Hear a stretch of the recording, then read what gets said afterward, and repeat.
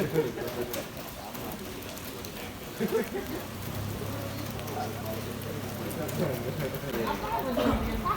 kan? Online Mas. Yang difoto itu yang pakai baju biru Mas. Pak RT. Bosnya Pak RT yang sebelumnya.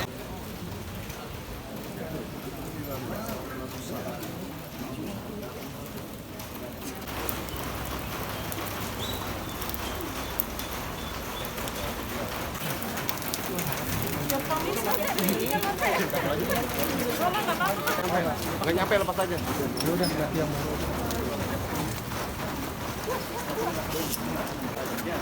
Nah, ini ke bawahnya di mobil.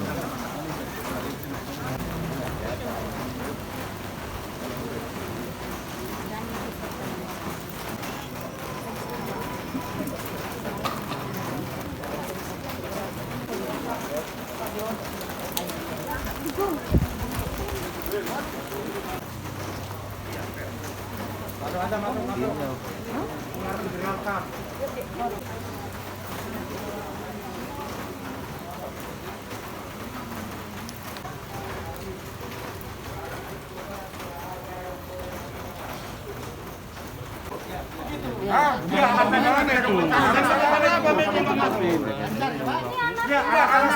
Bikin alasan yang jelas dong, Pak.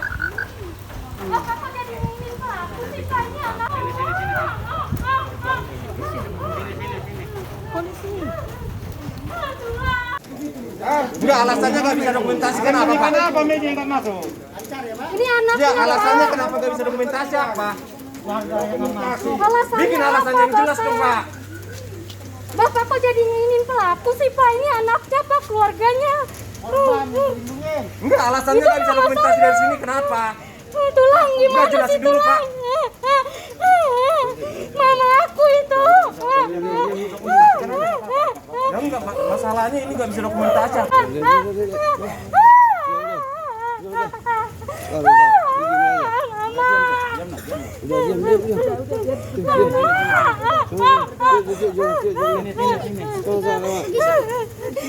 Tulang, ya ampun Tuhan, tulang. Enggak, jelasin dulu, Pak. Mama aku itu.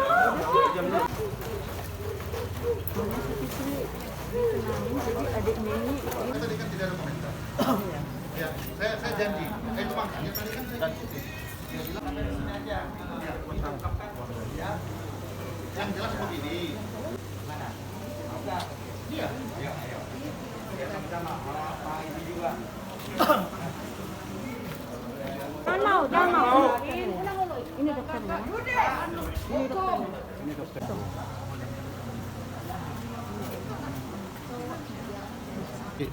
Pertama kami ucapkan terima kasih kepada Pak Kepolisian Kota Bekasi yang telah melakukan rekonstruksi dari beberapa adegan, kalau tidak salah itu sampai ada 17 atau 18 adegan, dari mulai si korban dihantar anaknya ke tempat ini.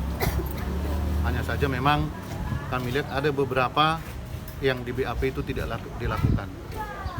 Ya. Tadi kesepakatan awal tadi sama pihak kepolisian sepakat pihak lawyer itu tidak boleh bicara dan tidak boleh foto. Sangat saya sayangkan pengacara dari terdakwa ini itu melakukan kegiatan memoto, berbicara, mengatur bagaimana tadi begini. Sebenarnya saya mau komplain, tapi saya tahu etika. Itu makanya saya temuin polisinya. Pak polisi, mohon maaf, apakah ini pihak dari kepolisian? Tidak. Kenapa dia moto-moto dari tadi? Saya minta itu dihapus. Ya. Kita bukan ada unsur dendam, tidak. Tapi ini supaya terang benderang. Jangan nanti foto-foto itu disebarkan menjadi korban, pelaku juga jadi terbeban. Kita konsekuensi. Ya, akhirnya itu dihapus. Dengan pemaksaan polisi tadi menghapus itu semua. Cuman yang kita lihat perlu dipahami tadi adalah kenapa saya minta sebenarnya si HS itu tadi keluar teriak. Karena kalau tidak salah 2 rumah di sini ada CCTV yang diambil alat bukti kemarin. Jadi kelihatan nanti dia itu keluar benar atau tidak. Ya, itu satu. Yang kedua, yang tidak dilakukan reka adalah ketika si dokter datang jam 10, jam 22. Dia klakson, keluar dia untuk membuka pintu. Kan pertanyaannya, Apakah kejadian sudah ada di situ, sudah terjadi di situ? Coba nanti disinkronkan dari berita-berita, dari pemberita-pemberita disinkronkan. Ketika polisi datang ke TKP, olah TKP, itu diketemukan hanya 3 orang. Si HS, korban dan pelaku. Tapi itu ketemu 4 orang, berarti polisi datang setelah 4 orang. Jadi maksud kami di sini adalah, mari kita ungkap ini. Kalau saya lihat dari reka-rekanya tadi, reka ulangnya tadi, ya berjalan dengan lancar, ada hal-hal yang tidak dilakukan. Seperti dari BAP ada tetesan darah ketika si korban sudah kesayat begini, ada tetesan darah di tangga, dan tetesan darah itu ada di pintu kamar si HS ini. Di pintunya, karena pintunya itu agak tangganya itu sama. Apakah memang sempat dia megang ini karena mungkin sudah poyang, kita tidak tahu, tapi ada. Ya nanti dari reka ini harus berkesesuaian dengan foto bukti-bukti yang diambil oleh pihak kepolisian ketika olah TKP. Ya, itu yang paling ironisnya, sudah tahu korban di situ. Kenapa bukan korban yang ini duluan? Kenapa yang ke atas duluan? Ya saya sisi kemanusiaan lah, bukan berbicara profesi. Ya, bukan berbicara profesi. Kalau kita bilang kode etik profesi, ya saya terlalu jauh karena itu bukan domainnya saya. Ya. Pak, sempat ada keberatan yang ada bisikan gaib itu gimana Bang keberatannya? Ya, kalau yang katakan bisikan gaib, ada bisikan gaib itu ada 2. Pisau itu kan di lantai 1, kenapa ada di lantai 3? Kalau ada bisikan gaib, sekarang begini, sederhana saja, yang tidak berkesesuaian. Ada bisikan gaib, tapi ada informasi adalah hubungan sejenis. Terbantahkan ini loh. Ya, terbantahkan ini. Nah, itu makanya saya bilang, kami di sini sebagai kuasa hukum daripada korban adalah untuk mengungkap perkara ini supaya jelas. Karena apa? Faktor psikologis kepada anak si korban ini harus dikelirkan nanti. Faktor psikologis kepada anak korban ini. Nih, nama lengkap Bang. ini suaminya. Abang nama lengkap? Nama lengkap saya Surya Negara Panjaitan. Hubungan istri saya dengan pelaku itu baik-baik aja. Tidak ada permasalahan yang saya tahu. Dan saya sendiri juga sering mengantar istri saya ke sini untuk bertemu dengan pelaku. Itu teman kecil ya Pak? Iya, dari teman kecil, teman sekolah, sampai di Jakarta ini masih kompak terus. Jadi, terus kedua, cuman yang saya sesalkan, kejadian kata polisi sama saya jam 10, tapi tidak ada pemberitahuan sama saya sampai jam 1 malam.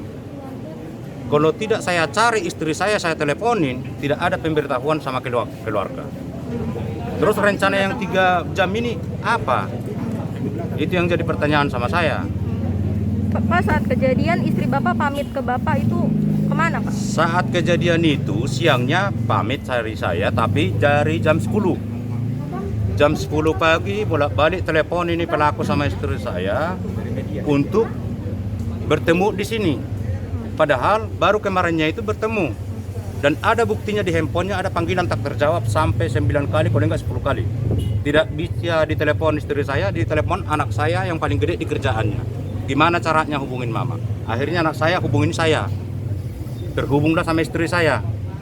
Dan saya sempat nanya sama istri saya, kemarin kan baru ketemu. Kenapa lagi? Memang masih di sini dia. Ada si Riong di sini, kata istri saya. Waktu itu istri saya lagi nyetrika. Selesai nyetrika dia baru berangkat di sini. Waktu itu saya ketiduran. Jam 11 saya tiduran, akhirnya ketiduran. Anak saya baru nyampe dari sekolah di rumah. Kedua, istri saya ini minta anak saya untuk ngorder Grab. Mau kemana, Mak? Mau ke rumah tulang dokter. Ada Riong di sana katanya. Terus ya udah, yang biasanya tidak naik Grab minta diantar. Tapi datang anak saya, nggak usah Mak naik Grab, saya antar aja. Kata anak saya. Akhirnya anak saya ngantar ke sini jam 1 lewat. Jam 1 siang lewat. Pulang sudah anak saya dari sini, saya bangun tidur, Dek, Mama mana? Udah saya antar ke rumah tulang dokter. Oh iya, ya udah nggak apa-apa. Karena selama ini tidak ada kecurigaan saya, karena ada pertemanan baik. Dan orangnya juga memang baik. Saya tidak hilangkan kebaikannya, baik juga. Pak, Itu makanya saya tanda tanya motifnya apa ini pembunuhan.